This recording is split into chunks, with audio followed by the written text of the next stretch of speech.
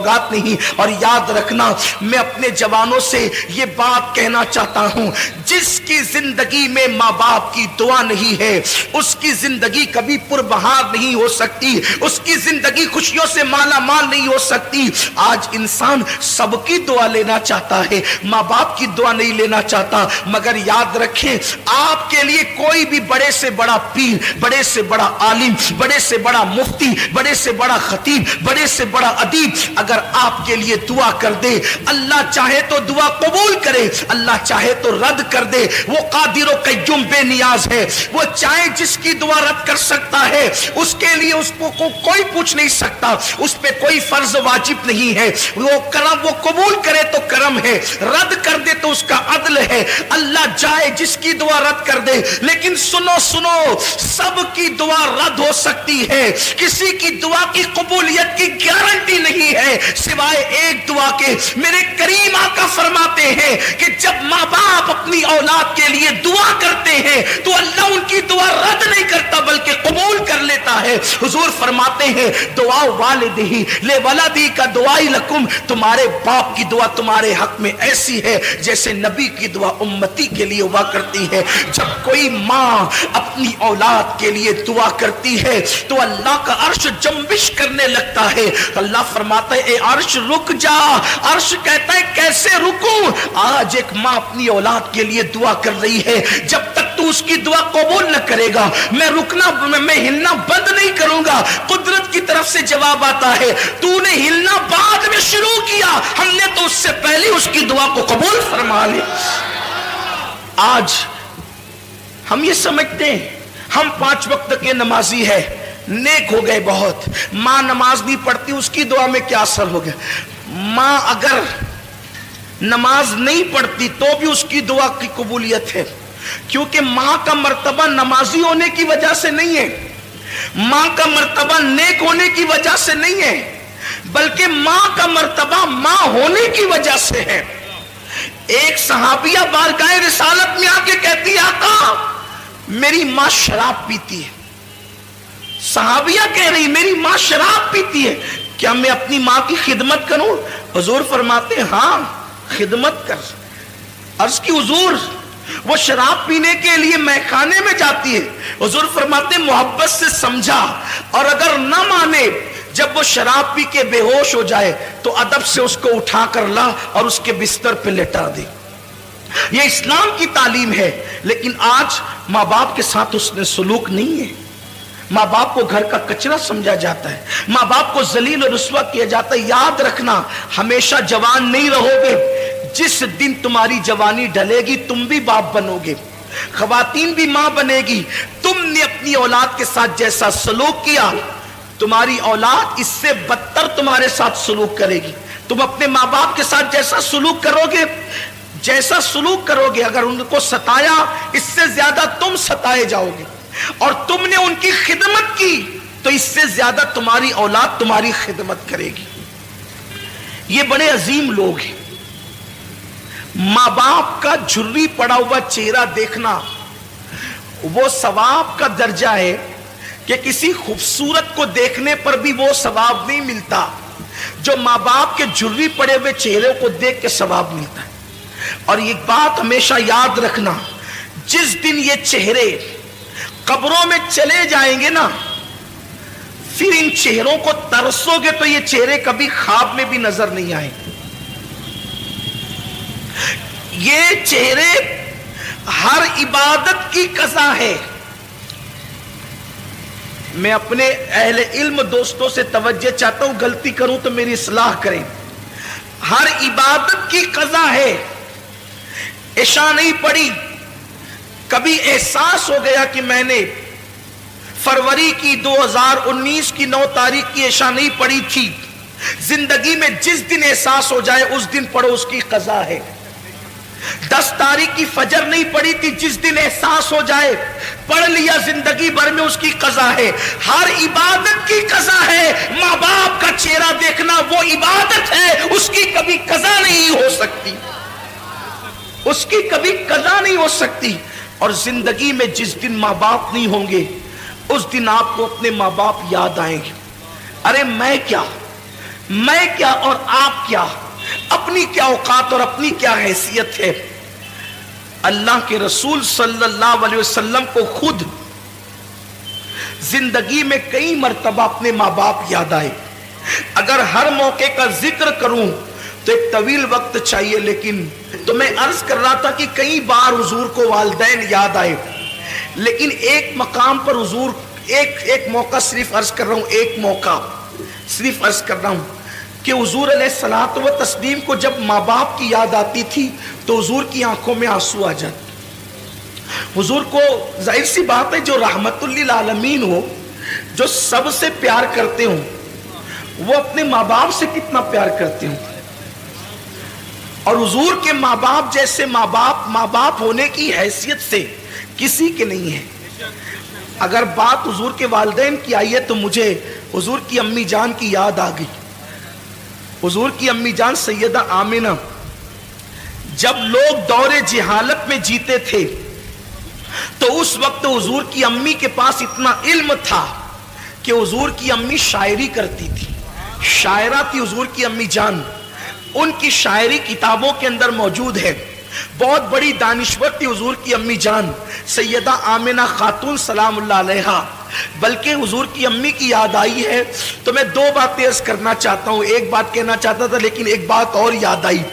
حضور علیہ السلام کی عمر جب 6 سال کی ہوئی تو اس وقت حضور کی امی کا وصال ہو گیا، حضور کی والدہ کا وصال ہو گیا۔ وصال کا سبب یہ چیز بنی کہ حضور کی عمر 6 سال کی تھی۔ حضور کی امی جان نے کہا، میرے شہزادے محمد، تم نے اپنے والد کی زیارت نہیں کی ہے، ایک کام کرو کہ تمہارے والد کی قبر یثرب میں ہے، یعنی موجودہ مدینہ منورہ، اس وقت وہ مدینہ نہیں بنا تھا، یثرب اس کہلاتا، یثرب میں ہے تمہارے ابا کی قبر، چلو تم نے باپ کا چہرہ تو نہیں دیکھا، تم کو والد کے مزار کی زیارت کرا کر کے لاتی ہوں۔ حضور علیہ السلام 6 سال کی عمر میں پہلا سفر کرتے ہیں۔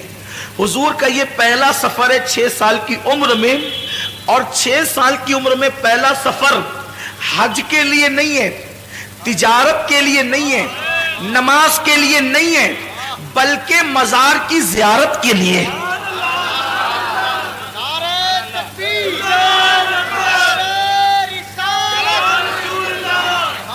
بڑی معذرت کے ساتھ جو دوست قبروں کے مخالف ہیں، مزارات کی زیارت کے مخالف ہیں، میں ان کو کہنا چاہتا ہوں کہ حضور نے تو زندگی کا پہلا سفر مزار مقدس کی زیارت کے لیے کیا، اور وہ بھی اپنے والد کے مزار کی زیارت کے لیے۔ 6 سال کی عمر میں حضور اپنی امی سے کہتے ہیں، امی ٹھیک ہے، دراصل بات یہ تھی کہ حضور اپنی ماں کے پیٹ میں تھے، اور صرف 2 مہینے یا 3 مہینے یا 4 مہینے کے اندر حمل کی شکل میں تھے۔ حضور کے والد کا وصال ہو گیا، حضور کے والد کا وصال ہو گیا، وہ تجارت کے لیے گئے تھے، ملک شام سے واپس لوٹ رہے تھے جسے ہم مدینہ منورہ کہتے ہیں۔ اب جب وہاں پہنچے تو ان کی ننیال میں رکے، بیمار ہوئے اور وہیں پر آپ کا وصال ہو گیا۔ تو حضور کی امی نے کہا تھا، بیٹا چلو میں تمہیں اب تمہارے والد کی مزار کی زیارت کرا دوں۔ جناب عبد المطلب سے اجازت لی، اور اجازت لے کر کے 3 نفری قافلہ حضرت سیدہ آمنہ اور ان کی کنیز ام ایمن اور حضور علیہ السلام، یہ تینوں چل پڑے مدینہ شریف کی طرف۔ اب میں اس کو یثرب نہیں کہوں گا کیونکہ ہمارے یہاں یثرب کہنا بے ادبی ہے، لیکن اب آپ سمجھ لیں کہ وہ یثرب پرانا نام ہے اور ابھی وہ مدینہ نہیں بنا تھا، لیکن پھر بھی میں مدینہ منورہ کہوں گا۔ تو سرکار چلے، 1 مہینے تک حضور نے اپنی امی کے ساتھ وہاں قیام کیا بچپنے میں 6 سال کی عمر میں، اور قبر والد کی قبر پہ جاتے امی کے ساتھ۔ جب رخصتی کا وقت آیا کہ اب جانا ہے مکہ المکرمہ، تو حضور کی امی کبھی اپنے شوہر کی قبر کو دیکھتی ہے اور کبھی حضور کے چہرے کو دیکھتی ہے، اور شوہر کا صدمہ، حضور کی امی جان کی عمر ابھی 18-19 سال ہی تھی کہ وہ بیوہ ہو گئی۔ 18-19 سال کی عمر میں بیوگی آخر کیا چیز ہوتی ہے؟ سوچے نا ذرا، اگر کوئی عورت 19 سال کی عمر میں یتیم ہو جائے تو اس کو اتنا صدمہ نہیں ہوتا جتنا اس کو بیوہ ہونے کا صدمہ ہو۔ حضور کی امی بیوہ ہوئی اتنی چھوٹی سی عمر میں، اور حضور کے والد کا وصال اتنی چھوٹی عمر میں ہوا ہے کہ ان کو ابھی داڑھی کے بال بھی نہیں نکلے تھے, بال نکلنا شروع ہوئے تھے اور ان کا وصال ہو گیا. یعنی زندگی کی مکمل بہاریں بھی نہیں دیکھی ہے اور وصال ہو گیا. تو کبھی شوہر کی قبر دیکھتی ہے, کبھی بیٹے کا معصوم سا چہرہ دیکھتی ہے. اور 6 سال کی عمر میں میرے نبی کتنے خوبصورت لگتے ہوں گے. جس کے گالوں کی قسم قرآن یاد کرے والضحیٰ کہہ کر, جس کے زلفوں کی قسم یاد کرے قرآن واللیل کہہ کر, جس کی ماں کو قرآن گویا کہ مطلع الفجر حق کہے. آخر اس رسول اعظم جب بچے لڑکپن کی طرف جاتے ہیں تو بڑے خوبصورت لگتے ہیں, جب جوانی کی طرف جاتے ہیں تو بڑے حسین لگتے ہیں. عام بچے بھی خوبصورت لگتے ہیں. تو جس کی صورت خدا بھاتی ہو اس کے شباب کا عالم کیا ہوگا. گود میں عالم شباب, حال شباب کچھ نہ پوچھ. تو کبھی بیٹے کا چہرہ دیکھتی ہے, کبھی شوہر کی قبر دیکھتی اور اشعار پڑھتی ہے شوہر کی یاد میں, اور بیٹے کا ہاتھ پکڑ کر کے پھر آخری بار قبر دیکھ کر کے نکلتی ہے. اسی میں طبیعت میں تبدیلی شروع ہوئی, طبیعت بدلنا شروع ہوئی, سفر شروع ہوا, یہاں تک کہ مقام ابوا تک پہنچتے پہنچتے اب سفر کی ہمت نہیں رہی. تو ام ایمن سے کہتی ہیں, ام ایمن اب میں یہاں سے آگے جانے کی میرے اندر طاقت نہیں ہے. تو ام ایمن کے سہارے اپنی سواری سے نیچے اترتی ہیں, اور نیچے اترنے کے بعد ایک چھوٹا سا ٹیلا تھا جو اب بھی ہے, اس پر چڑھتی ہیں. اس وقت سفر میں تکیہ بھی نہیں تھا, تو حضور نے اپنے ننھے ہاتھوں سے پتھر تلاش کیا اور اپنی ماں کے سرہانے چھوٹا سا پتھر رکھا اور چٹائی پہ ماں کو لٹا دیا. حضور کی امی جان لیٹی ہوئی ہے اور سینے کے پاس اللہ کے رسول, 6 سال کے اللہ کے رسول جلوگر ہے. کبھی حضور کی امی حضور کا چہرہ دیکھتی ہے اور کبھی ام ایمن کو دیکھتی ہے اور روتی ہے. حضور ماں کو روتا دیکھ کر روتے ہیں اور حضور امی سے پوچھتے ہیں, ماں تم کیوں رو رہی ہو؟ میں جب بھی اپنی ماں کو ماں کہتا ہوں تو صرف اس نیت سے کہتا ہوں کہ میرے نبی نے آمنہ کو ماں کہہ کے پکارا ہے, بس اس یادگار کو زندہ کرنا ہے, اسی لیے ہم اپنی ماں کو ماں کہتے ہیں. بس ماں کو ماں کہنے کی وجہ یہ ہے کہ میرے محبوب نے آمنہ کو ماں کہہ کر کے پکارا ہے. اور اللہ اکبر, ساری کائنات جس کو پکارتی ہے, ساری کائنات جس کو پکارتی ہے اس نے آمنہ کو پکارا ہے. یہ میرے نبی کی ماں کی شان ہے, یہ میرے نبی کی ماں کا مقام ہے. حضرت آمنہ خاتون دیکھتی, حضور کہتے ہیں امی تم کیوں رو رہی ہو؟ تو ام ایمن کا ہاتھ پکڑ کر چہرہ رسول کا دیکھ کر کہتی ہے, ام ایمن اب میں بچوں گی نہیں, یہ میری آخری ساعتیں ہیں. میرا بیٹا بڑا شان والا ہے, میں نے بڑے شان والے بیٹے کو جنم دیا ہے, اس کو سنبھال کر مکہ لے جانا میری امانت کو. آمنہ خاتون کہتی, ام ایمن میرا بیٹا وہ ہے کہ مشرق سے لے کے مغرب تک جس کی شان کے ڈنکے بجیں گے. نعرہ تکبیر. ابھی لوگوں کو پتا نہیں ہے, ابھی لوگوں کو پتا نہیں کہ اللہ کے رسول ہے. حضور کی امی کہتی ہے کہ میرا بیٹا وہ ہے کہ مشرق و مغرب میں جس کی عظمت کے ڈنکے بجیں گے. اللہ اکبر. اور پھر اس کے بعد کس شان سے نبی کی امی دنیا سے جاتی ہے. امام زرقانی نے لکھا ہے کہ حضور کی نعت پڑھتے ہوئے وہ دنیا سے, حضور کی نعت, حضور کی نعت اس امت میں سب سے پہلے حضور کے گھر سے لکھی گئی ہے.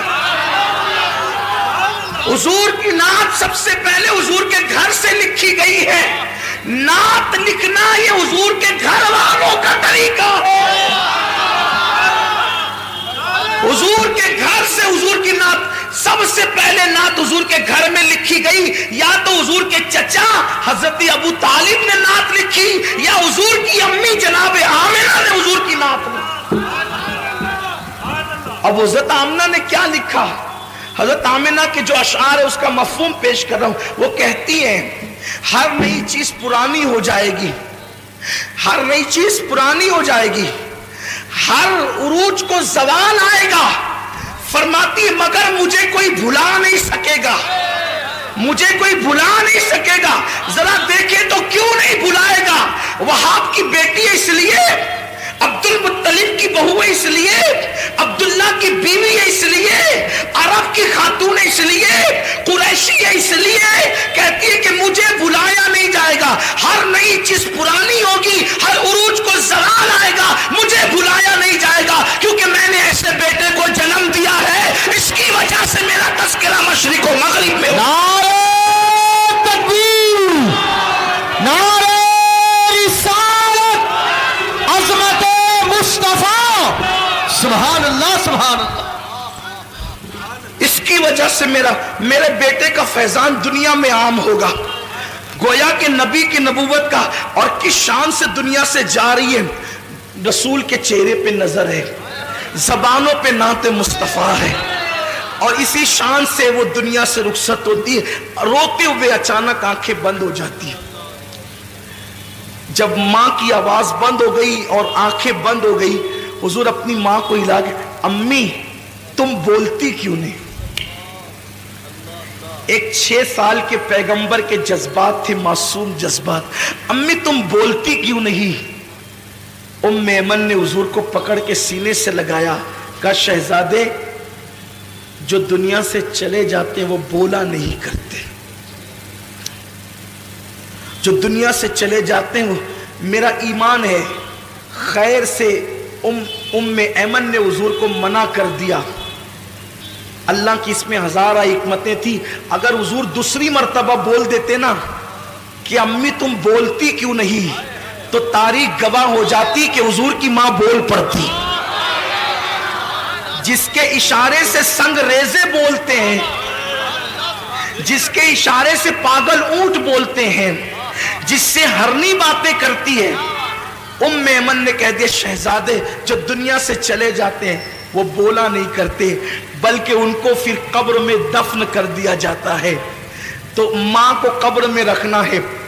میں اپنے الفاظ کے جامع میں تاریخی حوالے پڑھ رہا ہوں کہ ماں کو قبر میں رکھنا ہے. تو حضور نے ننھا سا پتھر اپنے ہاتھ میں لیا, ننھے سے گورے گورے خوبصورت ہاتھوں میں, اور اس ٹیلے کو ام ایمن کے ساتھ کھودنا شروع کیا. داؤد علیہ السلام کے ہاتھوں پر اللہ نے لوہے کو نرم کر دیا اور حضور کے ہاتھوں پر وہ ٹیلا نرم ہو گیا. ام ایمن کے ساتھ مل کر اللہ کے رسول نے ماں کی قبر کھودی. شاید یہ پہلی اور آخری قبر تھی جس کو رسول اللہ نے اپنے ہاتھوں سے کھودی تھی, اور کھود کر کے پھر ماں کو لٹا دیا اور مٹی برابر کر دی. ام ایمن حضور کو دیکھتی ہے اور کہتی چلو مکے چلنا ہے. حضور بڑی معصومیت سے پوچھتے ہیں ام ایمن میری امی, ام ایمن میری امی. ام ایمن نے کہا شہزادے مقام ابوا میں قیامت تک تیری ماں کو ہم چھوڑ جاتے. جیسے ہاتھ پکڑا اور نیچے اتری, حضور نے ہاتھ چھڑا دیا. ام ایمن کہتی حضور نے ہاتھ چھڑا دیا اور دوڑتے ہوئے کہیں چلے گئے. میں ڈھونڈنے لگی, کہیں نہیں ملے. جب مجھے کہیں نہیں ملے پہ پریشان ہو گئی. آمنہ کی امانت کہاں چلی گئی, آمنہ کی امانت کہاں چلی گئی. جب میں ڈھونڈ چکی کہیں نہیں ملے تو میں ٹیلے پہ چڑھی تو کیا دیکھا کہ حضور ماں کی قبر سے لپٹ کر رو رہے ہیں, ماں کی قبر سے لپٹ کر رو رہے ہیں. اور میں نے یہ جملے سنے کہ امی تمہیں تو معلوم تھا نا کہ سب کا کوئی نہ کوئی ہے, میرا تو تمہارے سوا اور کون ہے, تم بھی مجھے چھوڑ کر کے چلی. باپ تو پہلے ہی چلے گئے تھے, تم بھی چھوڑ کر راستے میں چلی. رو رہے تھے حضور علیہ السلام. ام ایمن کہتی میں نے اٹھایا اور کہا کہ چلیے چلیے, یہاں تک کہ حضور کو میں لے کر چلی. حضور پلٹ پلٹ کر روتے تھے اور ماں کی قبر کی طرف دیکھ. یہ ماں ہے. آج جن ماؤں کی قدر آپ کے ہمارے پاس نہیں ہے, ماں ہے. پتہ نہیں ام ایمن نے کس طریقے سے حضور کے آنسوؤں کو خشک کیا, چپ کرایا, کیسے تسلی دی, کیسے حوصلہ دیا, کیسے ہمت دی, یہ ام ایمن جانے حضور جانے. حضور بار بار اپنی ماں کو یاد کرتے رہے. ایک دن اللہ کے رسول علیہ الصلوۃ والسلام مسجد نبوی شریف کے ایک کونے میں جلوگر ہیں. صحابہ اپنے اپنے کاموں میں مصروف ہیں. حضور علیہ السلام خاموش خاموش آنسوؤں سے رو رہے. حضور کی آنکھوں میں آنسو ہے. صحابہ کرام کی عادت تھی جب حضور مجمع میں ہوتے یا محفل میں ہوتے تو صحابہ حضور ہی کو دیکھتے رہتے. جب سرکار کو روتے ہوئے صحابہ نے دیکھا تو دوڑ پڑے حضور کی طرف, کیونکہ حضور کی تکلیف ان کو اپنی تکلیف سے زیادہ گراں تھی اور حضور کی خوشی اپنی خوشی سے زیادہ پسند تھی. میری قوم کے جوانوں, تمہارے پاس واٹس ایپ کے لیے ٹائم ہے نا, بوڑھے ماں باپ کے لیے ٹائم نہیں ہے نا آپ کے پاس. کھیلتے رہو واٹس ایپ, دیکھتے رہو فلمیں, رات کے 3 بجے تک فیس بک پہ ٹائم پاس کرتے رہو, دوستوں کے ساتھ گھومتے رہو. جس دن تمہاری ماں کا چہرہ کفن میں چھپ جائے گا اس دن تمہیں احساس ہوگا کہ تم نے کتنی بڑی نعمت کھوئی ہے. دنیا کی ہر نعمت کھو کر کے تمہیں واپس مل سکتی ہے, لیکن ماں باپ اس نعمت کو کہتے ہیں جو ایک بار کھو جائے پھر واپس وہ نعمت نہیں ملتی. اس نامراد کے دل سے جا کر کے پوچھو جس کے ماں باپ نہیں ہیں اور انہوں نے ماں باپ کو کبھی خوش کرنے کی کوشش نہیں کی. آج وہ بستروں میں چھپ چھپ کر روتے ہیں, آج وہ تنہائیوں میں پچھتاتے ہیں, آج وہ اپنے آپ کو معاف کرنے کے لیے تیار نہیں ہے. جو غلطی ان سے ہوئی وہ غلطی خدا کے لیے آپ نہ کریں. آپ اپنے ماں باپ سے معافی مانگیں, انہیں راضی کریں, انہیں ٹائم دیں, انہیں وقت دیں, ان کی خوشیوں کے لیے ہر کڑوا گھونٹ پی لیں, لیکن ان کو کبھی ناراض نہ کریں. اللہ کے رسول مسجد کے کونے میں بیٹھ کر کے رو رہے, صحابہ دوڑ پڑے, ہمارے ماں باپ آپ پہ قربان, یا رسول اللہ آپ کیوں رو رہے, آپ کے رونے کی وجہ کیا ہے؟ سرکار فرماتے ہیں اچھا ہجرت حضور نے 53 سال کی عمر میں کی ہے نا, 53 سال, اس کا مطلب یہ واقعہ 53 سال کے بعد کیا, یعنی حضور علیہ السلام کی عمر اب 53 سال کے اوپر پہنچ گئی ہے اور اس وقت حضور ماں کو یاد کر کے رو رہے. صحابہ نے پوچھا حضور کیوں رو رہے ہیں آپ؟ سرکار فرماتے ہیں آج مجھے میری امی حضرت آمینہ کی یاد آ گئی. حضور فرماتے ہیں آج مجھے میری امی حضرت آمینہ کی یاد آ گئی. جیسی حضرت آمینہ کا نام یاد, وہ آمینہ کسی کا بیٹا ولی, کسی کا بیٹا غوث, کسی کا بیٹا قطب, آمینہ کا بیٹا محبوب خدا. یا صرف ایک جملہ کہہ کے آگے بڑھنا چاہتا ہوں. لوگ کہتے ہیں یہ سنی علماء غیر سنیوں سے لڑتے جھگڑتے کیوں رہتے ہیں. صرف اتنا کہنا چاہتا ہوں میرے بھائیوں, جس نبی نے ہماری ماں کے قدموں کے نیچے جنت رکھی ہے نا, ان لوگوں نے جو غیر سنی ہیں میرے نبی کی ماں پہ کفر کا فتویٰ دیا اور کہا کہ نبی کی ماں کافرہ تھی, نبی کے باپ کافر تھے. اب آپ سے میں پوچھنا چاہتا ہوں صرف اتنی بات کہ جو نبی کے ماں باپ کو کافر کہیں, ہم ان کو امام کیسے بنائیں, ان سے رشتہ داریاں کیسے کریں, ان کے پیچھے نمازیں کیسے پڑھیں, ان کے پیچھے کھڑے کیسے ہوں. ہم داڑیاں نہیں دیکھیں گے نا, ہم ٹوپیاں نہیں دیکھیں گے, ہم قلم سے لکھے ہوئے الفاظ بھی تو دیکھیں گے, کتابوں میں لکھے ہوئے ثبوت بھی تو دیکھیں گے. میرے آقا صلی اللہ علیہ وسلم کے دیوانوں, نماز پڑھنے سے پہلے دیکھ لیا کرو نبی کے ماں باپ کو کافر کہنے والا امام ہے یا نبی کے ماں باپ پہ قربان ہونے والا امام ہے. اس لیے کہ شفاعت آپ کو بھی لینی ہے, شفاعت مجھے بھی لینی ہے. قیامت کے دن اگر تم نبی سے شفاعت کی بھیک مانگنے کے لیے گئے اور حضور نے کہہ دیا جو میری ماں کو کافر کہتا تھا تو اس کے پیچھے نماز پڑھتا تھا, تو آپ کے پاس جواب کیا ہوگا؟ یہ میں کچھ نہیں کہنا چاہتا, آپ کے ایمان پہ چھوڑنا چاہتا ہوں. حضور مسجد کے کونے میں بیٹھ کے روتے ہیں اور سرکار سے پوچھا کہ حضور کیوں رو رہے ہیں؟ آقا فرماتے ہیں میری امی حضرت آمینہ کی یاد آ گئی. صحابہ سب مل کے رونے لگے, حضور کے ساتھ رونے میں شامل ہو گئے. حضور کی امی یاد آئی ہے, آج نبی کو اپنی والدہ یاد آئی, ماں یاد آئی ہے نبی کو. پھر روتے روتے حضور علیہ السلام کو کچھ افاقہ ہوتا ہے تو سرکار اپنے صحابہ سے کہتے ہیں اے میرے صحابہ, اس وقت میری ماں حضرت آمینہ حیات ہوتی تو کیا ہوتا, کیسا ہوتا, کیا حال ہوتا؟ صحابہ کہتے حضور کیا ہوتا؟ آقا فرماتے میں تمہیں عشاء کی نماز پڑھا رہا ہوتا, میں تمہیں عشاء کی نماز پڑھا رہا ہوتا اور میری امی مجھے آواز دیتی मोहम्मद इधर आओ, मेरे बेटे मोहम्मद इधर आओ। मेरी मां मुझे आवाज देती, सरकार फरमाते मैं क्या करता? साहबा ने कहा क्या करते?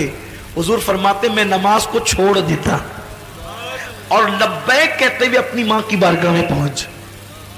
ये मां है, ये मां का मर्तबा है। लेकिन आज मेरा जवान कैरम छोड़ करके मां के पास आने के लिए तैयार, मोबाइल का गेम छोड़ के अपनी मां के पास, बाप के पास आने के लिए तैयार नहीं है। हुजूर फरमाते जो माँ बाप की नाफरमानी करेगा वो जन्नत की खुशबू से भी महरूम कर दिया जाएगा। याद रखना, कितने भी बड़े मनसब पे फाइज हो जाओ, माँ बाप से तुम कभी बेनियाज नहीं हो सकते। जनाब मूसा से अल्लाह ने कहा था मूसा जरा संभल कर आना। अर्ज की मौला तूर पर तो हमेशा आता हूं, पहली बार तो नहीं आया। इरशाद हुआ जब तुम घर से निकलते थे तो मां आंचल पसार के दुआ करती थी, अल्लाह मेरे मूसा की तबीयत में गुस्सा और जलाल ज्यादा है, अगर तुझसे कलाम करते हुए आवाज ऊंची हो जाए तो तू दरगुजर कर देना, दरगुजर कर देना, आवाज ऊंची हो जाए तो। मूसा अब तेरे पीछे दुआ करने वाली मां नहीं रही, इसलिए कहा जा रहा है जरा संभल कर आना। अल्लाह के कलीम को कहा जाता है पीठ के पीछे दुआ करने वाली मां अब तेरे घर में नहीं है तो जरा संभल कर आना। गौर तो करें आप, नबी से कहा जा रहा है मां की दुआ क्या है? सारी दुनिया मुखालिफ हो जाए, बद्दुआ करे, तन्हा मां दुआ करे, अल्लाह मां की दुआ कबूल करे, सबकी बद्दुआ रद्द कर दे। और तन्हा मां बद्दुआ करे और पूरी दुनिया मिलकर दुआ करे तो अल्लाह सबकी दुआ रद्द कर दे, मां की बद्दुआ कबूल कर। एक दिन हजरत मूसा अलैहि सलाम जंगल में चल रहे, चलते चलते थक गए, चलते चलते थक गए। अल्लाह से कहते मौला थक गया हूं, सवारी नहीं है। अल्लाह ने फरमाया एक मेरा बंदा है उससे जाकर कहो। हजरत मूसा गए, उससे कहा मेरे पास सवारी नहीं है। उसने दुआ की अल्लाह बादल जमीन पे भेज ताकि मैं तेरे इस बंदे के लिए सवारी का इंतजाम करूं। बादल जमीन पे उतर आया, उसने कहा जनाब चढ़िए और बादल पे चढ़ करके जहां जाना चाहते जाइए। हजरत मूसा बादल पे सवार हो गए, बादल चल पड़ा। अर्ज की मौला कितना नेक बंदा ये, इसकी दुआ से बादल जमीन पे आया। इरशाद हुआ मूसा कोई अमल ही नहीं है इसका, ये नेक नहीं है जिसको तू नेक समझ रहा है। फिर मौला इसकी दुआ की इतनी अहमियत। इरशाद हुआ उसने तो बादल बुलाया, अगर आसमान भी जमीन पे बुलाने की दुआ करता तो हम आसमान को भी जमीन पे उतार देते। अर्ज की जब ये नेक नहीं है, इतना नेक नहीं है तो इसकी दुआ की अहमियत क्यों है? कि इसकी नेकी की वजह से नहीं, ये हमेशा अपनी माँ की खिदमत करता था और माँ को खुश कर दिया था। माँ ने मरते मरते कहा अल्लाह इसने मेरी खिदमत का हक अदा कर दिया, ये जब भी तुझसे जो दुआ करे तो इसकी हर दुआ को कबूल कर लेना। इसकी मां की दुआ की बरकत है, इसकी मां की दुआ की नेकी कुछ नहीं है ज्यादा, इसके पास मां की दुआ की बरकत है। हुजूर फरमाते जो माँ बाप की नाफरमानी करे वो जन्नत की खुशबू भी नहीं सूंघे, बल्कि जिससे माँ बाप नाराज हो वो भी जन्नत में नहीं जाएगा, शहीद होगा तो भी जन्नत में नहीं जाएगा। अल्लामा सैयद नईमुद्दीन मुरादाबादी ने लिखा है अगर कोई शहीद हो जाए ना, शहीद और माँ बाप या दोनों में से कोई एक नाराज हो तो भी वो जन्नत में नहीं जाएगा, मगर चूंकि वो शहीद हुआ है तो जहन्नम में भी नहीं जाएगा। जन्नत और जहन्नम के दरमियान एक मकाम आराफ है, वहां रखा जाएगा। फिर अल्लाह उसके माँ बाप को पहले राजी करेगा, जब तक माँ बाप राजी नहीं होंगे उस शहीद को जन्नत नहीं मिलेगी। सोचो शहीद होकर भी माँ बाप की रजा के बगैर जन्नत नहीं मिलती, तो हमें अल्लाह अकबर सोचिए तो सही। और अपनी गुफ्तगू को एंड पर पहुंचाने के लिए एक बात आपसे कहूं यार, जो माँ बाप का गुस्ताख हो, तवज्जो आपकी, ध्यान है आपका, है जब माँ बाप का कोई गुस्ताख हो, कलमा पढ़ के, नमाज पढ़ के, हज करके, ज़कात दे के, शहीद होकर भी माँ बाप की गुस्ताखी की वजह से जन्नत में नहीं जा रहा है, तो जो रसूल पाक का गुस्ताख हो वो कलमा पढ़ के जन्नत में कैसे जा सकता है? माँ बाप से बड़ा मर्तबा नबी का है ना। लोग कहते हैं कैसी बात करते हैं मौलाना, कलमा पढ़ने वाले जन्नत में जाएंगे। अरे कलमा पढ़ के माँ बाप की गुस्ताखी किए तो जन्नत नहीं मिलेगी, तो कलमा पढ़ के नबी की गुस्ताखी किए तो जन्नत कैसे मिल सकती? दो बातें हो गई, शराब के आदी को जन्नत की खुशबू नहीं, माँ बाप के नाफरमान को जन्नत की खुशबू नहीं, और कोई किसी पे एहसान करे, तीसरा कोई किसी पे एहसान करे और एहसान करके एहसान जताए, एहसान करके एहसान जताए, अल्लाह उसको भी जन्नत की खुशबू नहीं अता करेगा। मतलब क्या? किसी गरीब की मदद की,